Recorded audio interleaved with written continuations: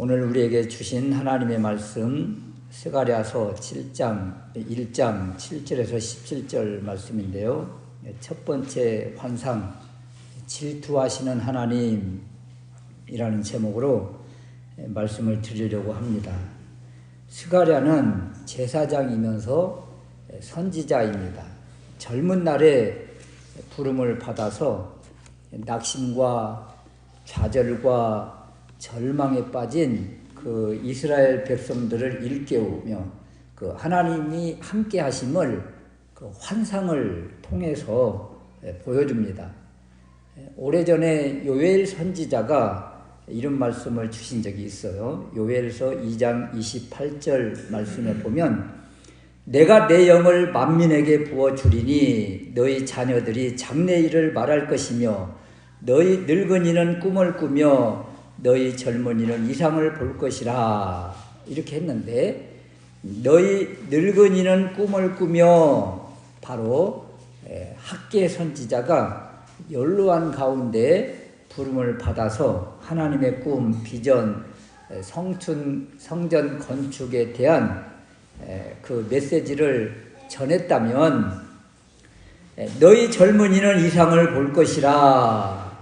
여기 젊은이 바로 스가랴가 이 젊은 때에 부름을 받아서 이상과 꿈, 환상을 통해서 하나님의 말씀을 전합니다. 그러니까 우리가 바로 전에 학계 선지자를 우리가 통해서 은혜를 받았고 이제 젊은 선지자 스가랴가 본 이 환상을 통해서 이제 은혜를 나누려고 하는데요. 스가랴서에는 8가지의 그 환상이 나오는데 오늘 첫 번째 환상이 나오는 거예요. 8절 말씀에 홍마를 타고 골짜기 속 화석류 나무에 선 사람에 대한 말씀이에요.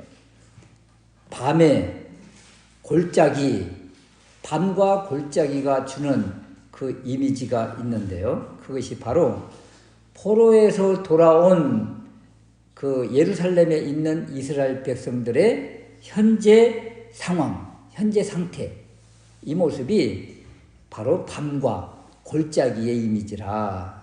그래서 캄캄한 밤 또는 인생의 절망 또 소망을 잃어버리고 막막한 상황, 이러한 모습, 이러한 이미지가 바로 골짜기에 있는 그 캄캄한 밤이라 이런 것이죠. 그런데 이곳에 화석류 나무에 선 사람이 등장을 해요. 붉은 말을 탄, 홍말을 탄 화석류 나무 사이에 선 이 사람. 11절 말씀인데 화석류 나무 사이에 선 여호와의 사자 누구겠어요? 구약에 우리 주님이 이런 모습으로 가끔 등장을 하시는데 우리 주님이 밤에 골짜기에 지금 찾아오셨다 이런 것입니다. 고통당하고 있는 백성들, 또 절망 속에서 꿈을 잃어버린 백성들, 또 아픔과 눈물 가운데 한숨 짓고 있는 백성들과 우리 주님이 지금 함께 하신다 이런 거예요.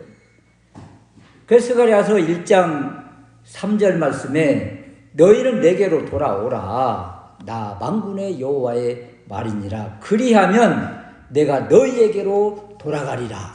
이 약속의 말씀을 주셨는데 이 이스라엘 백성들이 하나님 앞에 돌아와서 하나님께서 거하실 성전을 향해서 열심을 내니까 우리 주님이 이렇게 찾아오셨다는 것을 보여주고 계신 거예요. 약속하신 하나님이 눈물 속에서 주님을 바라본 그 백성들에게 친히 찾아오시는 모습이라.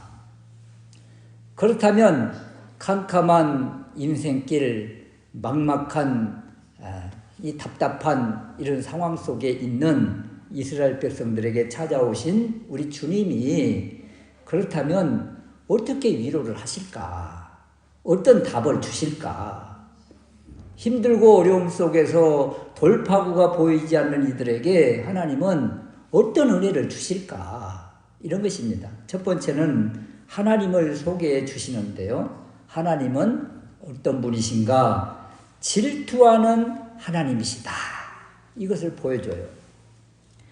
14절 말씀인데요. 만군의 여호와의 말씀에 내가 예루살렘을 위하며 시온을 위하여 크게 질투하며, 여기 크게 질투한다는 질투라는 단어가 나와요. 이 히브리어로 카나라는 말인데, 우리가 생각할 때 이 질투 그러면 부정적인 이미지로 다가오잖아요. 남을 시기하고 질투하고 미워하고 이런 모습인데, 긍정적인 의미로 또 하나님과 관련되어질 때는 이 단어가 열정이라 또는 열심이라 이런 단어로 다가오는 거예요.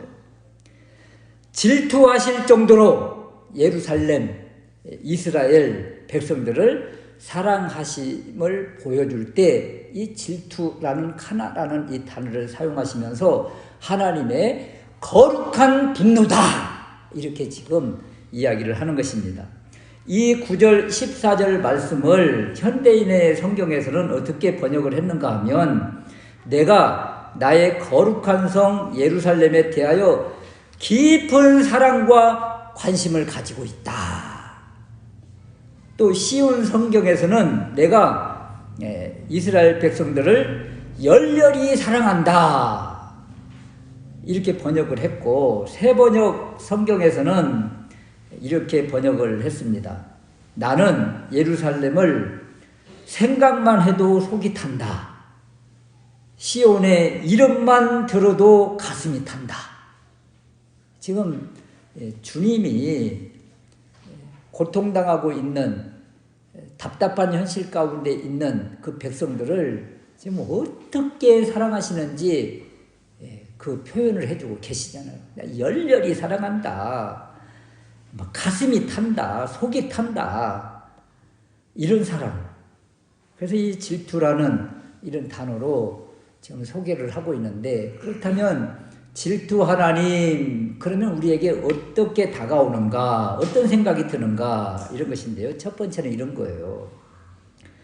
하나님이 예루살렘, 시온을 엄청 사랑하시는구나.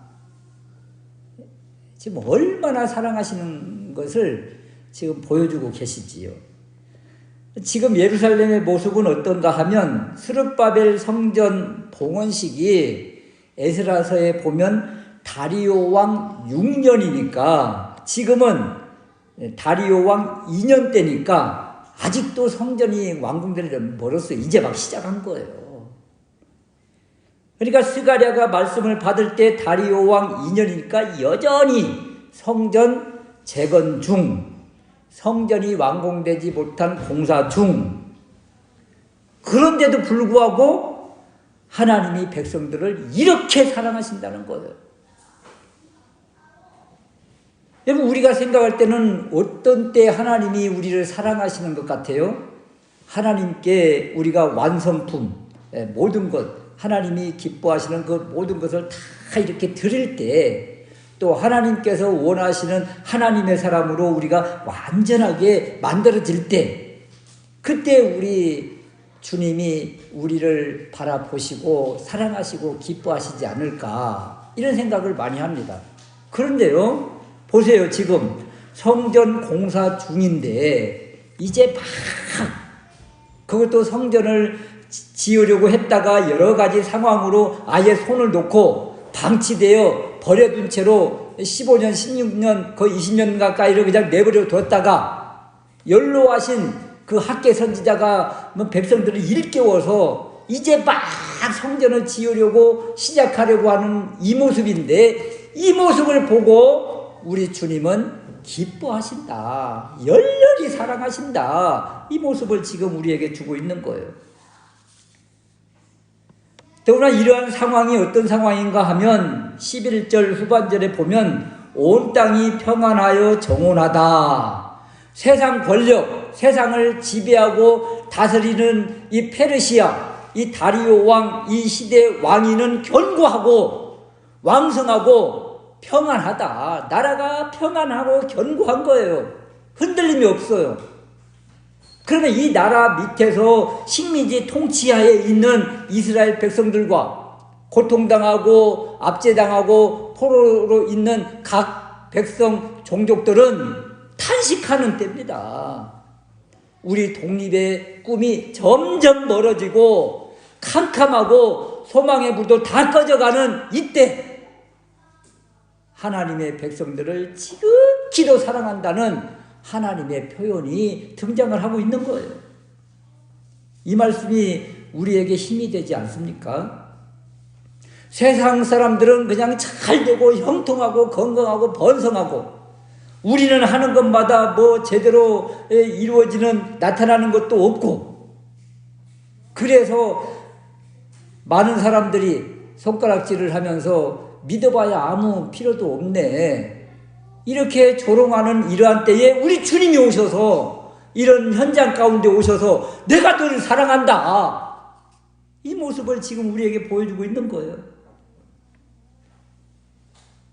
그럼 우리가 믿음으로 온전히 서지 못하고 또 삶 가운데서 다른 사람의 눈에 믿음의 모습이 보이지 않는 이런 상황 속에 있는 것 같은 그런 모습이지만 그럼에도 불구하고 우리 주님은 우리와 여전히 함께 하시다는 것을 지금 이 질투하는 사랑을 통해서 보여주고 계신 것입니다.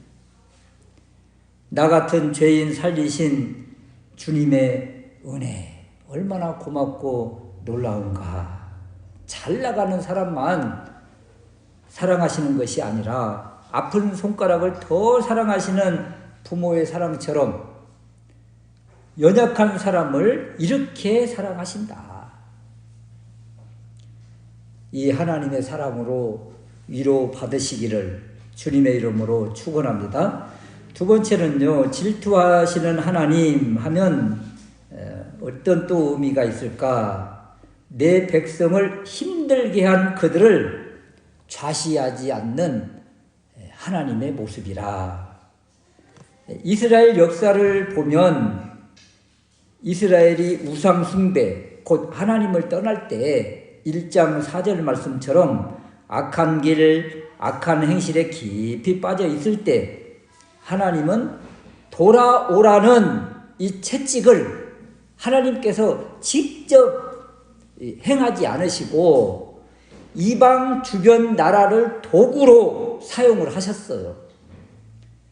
북이스라엘이 우상 숭배에 깊이 빠질 때 하나님은 누구를 사용하셨는가 하면 그 강대국 아수르를 사용하셔서 결국 북이스라엘이 비참하게 멸망을 당하고 맙니다. 남유다가 하나님을 떠날 때는 하나님께서 누구를 사용하셨는가 하면 바벨론 왕 느부갓네살을 들어서 사용을 하셨어요. 그러니까 이들은요 하나님의 도구입니다. 그런데 이들이 하나님이 주신 힘을 어떻게 사용을 했는가? 15절 말씀에 보면 안일한 열국을 심히 진노하나니 나는 조금만 노하였거늘 그들은 힘을 내어 고난을 더하였다.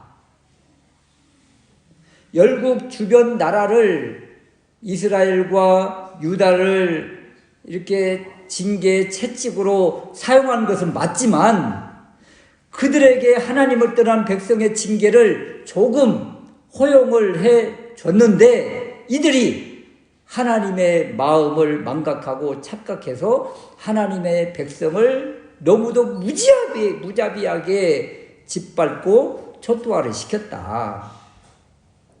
하나님이 아수르와 바벨론 하나님의 도구인 이들에게 우상숭배에 빠진 이 백성들을 돌이키게 하기 위해서 가서 좀 한 대 때려서 손만 봐줘라. 이런 식으로 쉽게 말하면 하나님이 허용을 하셨어요.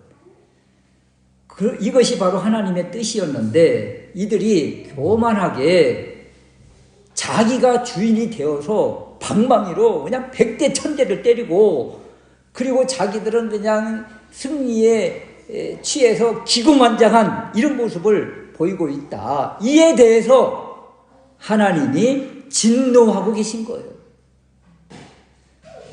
결국 북이스라엘을 멸망시키고 히스기야 왕 때 유다를 침공했던 그 강력했던 아수르 어떻게 됐을까요?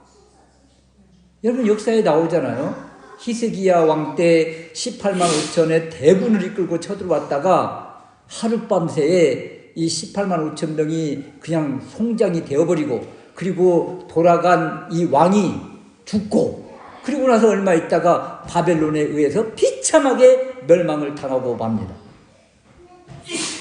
그럼 유다를 비참하게 멸망시킨 바벨론은 어떻게 됐습니까?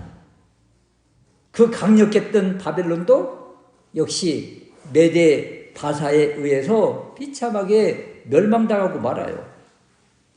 그러면 바벨론을 멸망시키고 승리한 이 메대 바사, 페르시아는 어떻게 됐습니까? 지금 스가랴 선지자 시대가 바로 페르시아 시대 때인데 페르시아도 얼마 가지 못해서 결국 로마의 짓밟힘을 당하고 맙니다. 세상 권력 아무리 막강해도 하나님의 손 안에 있다. 이런 것입니다. 이 말씀이 우리에게 주는 교훈이 있습니다. 눈앞에 보이는 현실, 권력, 힘, 군사력, 정치적인 힘 이런 것들 보지 말자.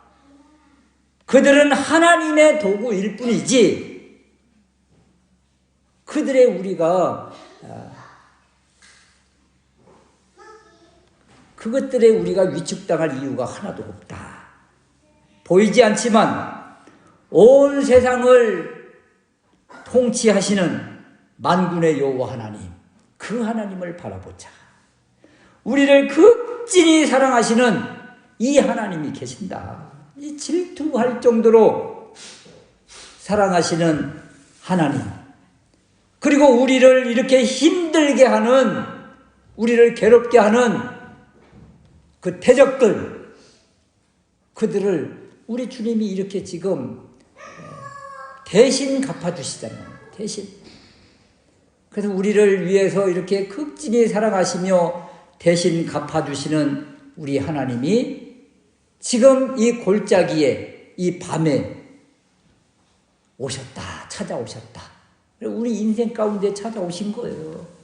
힘들고 어려운 가운데 있는 우리 인생을 불쌍히 여기시고 우리 주님이 지금 나와 함께 하신다. 이 주님을 볼 수 있으시기를 주님의 이름으로 축원합니다.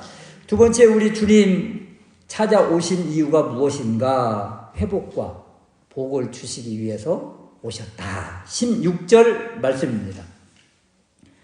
내가 긍휼히 여김으로 예루살렘에 돌아왔은즉.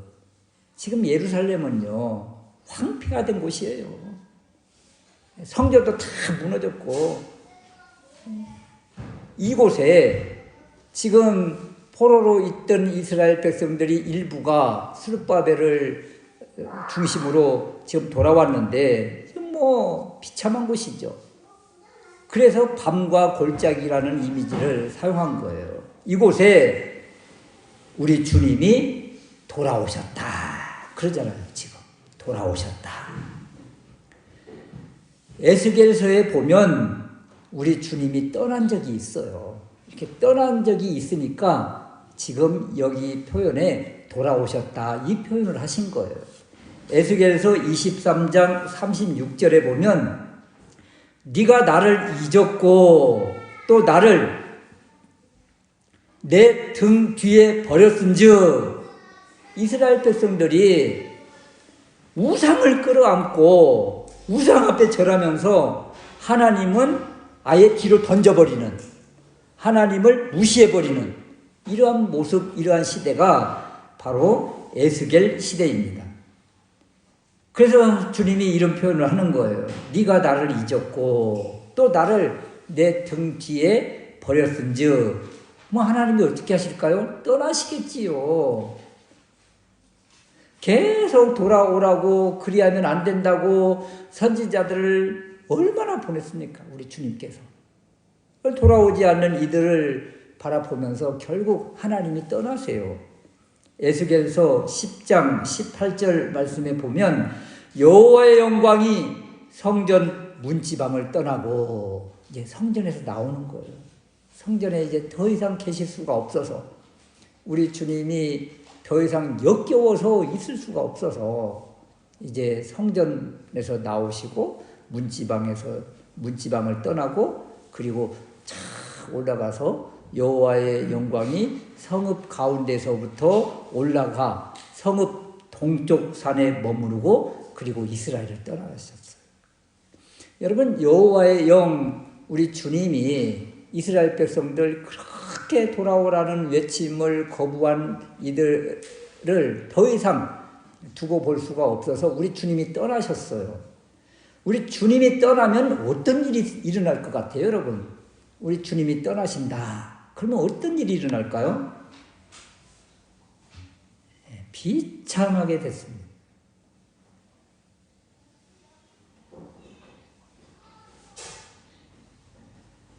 우리 주님이 떠나시니까 예루살렘이 파괴되고 성전이 불타고 백성들은 포로로 끌려가고 왕은 두 눈이 뽑혀서 끌려가고 왕 앞에서 왕자가 죽음을 당하고 도륙을 당하고 여러분, 여호와의 영 주님이 떠나면 그 존재는요 아무것도 아닌 거예요. 아무것도 아닙니다. 그런데 이 떠나셨던 여호와의 영이 다시 돌아왔다. 이 표현을 하시는 거예요. 이게 얼마나 큰 은혜입니까, 이게. 우리 주님이 돌아오신 거예요. 돌아오신 현장은 어때요? 얼마나 뭐가 회복이 됐습니까? 우리 주님 보시기에 좀 만족할 만한 것이 있어요? 아무것도 없어요. 우리 눈으로 바라보면 황폐화된 그 상태예요. 성전도 완공되지 못해서 우리 주님 거하실 곳도 없어요. 쉽게 말하면 이제 막 성전 짓고 있는데 그런데도 불구하고 우리 주님이 돌아오셨다. 이것이 바로 은혜다, 이런 겁니다. 이제 주님이 오셨으니 그 누가 이스라엘 백성들 또 예루살렘을 흔들며 그 누가 괴롭힐 수가 있겠는가? 우리 주님이 오셨는데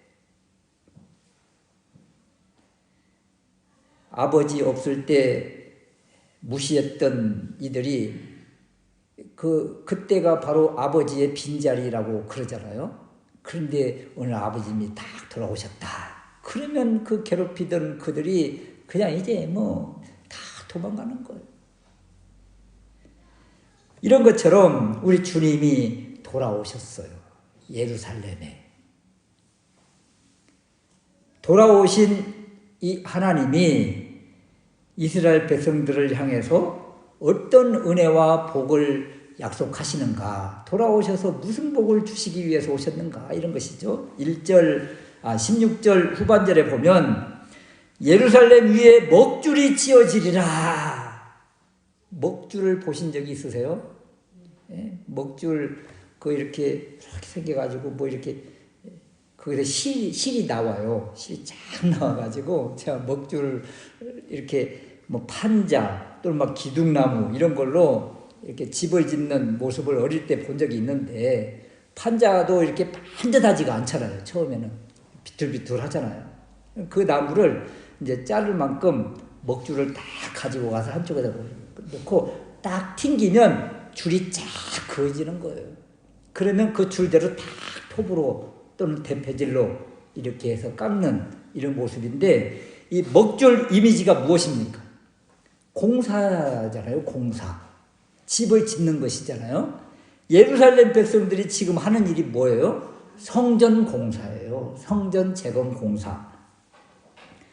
우리 주님이 먹줄이 지어지리라 이 말씀을 주신 것은 지금 힘들고 어렵게 지금 성전을 공사하고 있거든요. 주변에 대적들도 많고 그래서 또 경제적인 어려움도 있고 지금 우리가 이 힘들고 어려운데 성전을 지어야 되나. 그런데 우리 주님이 먹줄을 탁 챙겨주시는 거예요. 이 공사가 완공이 된다. 완공될 것이다. 성전이 완성될 것이다. 그러면 이 말씀을 받은, 이 메시지를 받은 그 백성들은 어떤 생각이 들어요? 이야, 우리 주님이 오셔서 이거 완공시켜 주신단다. 그러니까 힘들고 어렵게 지금 시작을 했는데 이 힘이 빠지려고 하는 이들에게 활력을 불어주면서 새 힘을 불어주시는 거예요. 우리 주님이 우리에게 어떤 은혜를 주세요? 우리가 어떤 일을 하려고 계획을 하거나 또 주의 일을 계획을 하거나 이런 거 할 때 참 여러 부분 받쳐주지 못해서 힘이 드는데 우리 주님이 이렇게 힘을 불어 넣어 주시니까 우리가 계획한 모든 일들에 동력을 얻게 되는 것입니다. 새 힘을 받게 되는 거예요. 이게 바로 우리 주님이 이런 힘을 주시더라 이런 것이고, 또 하나는 17절 말씀인데요. 넘치도록 부어주시는 하나님이시라는 거예요. 17절 말씀에 나의 성읍들이 넘치도록 다시 풍부할 것이라. 너무 좋은 이미지 아닙니까? 여러분 생각해 보세요. 자, 17절 말씀. 나의 성읍들이 넘치도록 다시 풍부할 것이라. 여호와가 다시 시온을 안위하며 다시 예루살렘을 택하리라. 다시 예루살렘에 돌아온 하나님이 얼마나 사랑하고 얼마나 지금 복을 계획하고 약속하시는지 다시 이 반복하시면서 계속 복의 말씀을 선포해 주십니다. 스가랴 선지자가 선포한 이 복의 말씀을 동시대 사람인 학개 선지자도 선포한 적이 있어요. 학개서 2장 19절 말씀에 오늘부터는 지금부터는 내가 너희에게 복을 주리라 이렇게 약속을 했거든요. 이때 지금 오늘이 어떤 날이에요? 성경 공사를 막 시작하고 바로 하나님께서 이런 복을 주시면 좋겠는데 3개월 지난 후에 성경 공사 시작한 지 3개월 지나서 이제 힘이 다 빠지고 아직도 멀었네 이런 생각이 들 때 학개 선지자를 통해서 오늘부터 복을 주리라 이 말씀을 주셨지. 그리고 이어서 스가랴 선지자가 선포하는 주시는 이 복의 메시지, 그것이 바로 오늘 17절 말씀이에요.